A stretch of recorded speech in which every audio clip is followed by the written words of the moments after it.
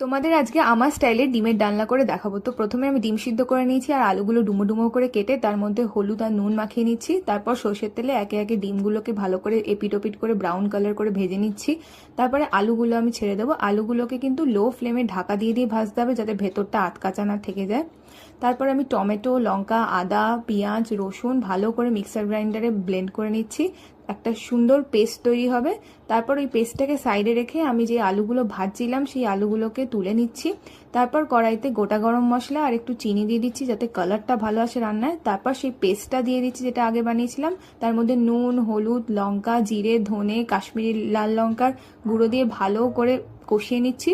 তারপরে জল দিয়ে দিয়ে পরিমাণ মতো টাইম টু টাইম একটু কষাতে হবে যাতে মশলাগুলো সেদ্ধ হয়। তারপর আলু আর ডিমগুলোকে দিয়ে দিলাম, করে ঢাকা দিয়ে দিয়ে ভালো করে রান্না করতে থাকবো। তারপর যে একটু হয়ে হয়ে আসবে তখন গরম মশলা ছড়িয়ে দিয়ে ভালো করে নাড়িয়ে নিয়ে রেডি।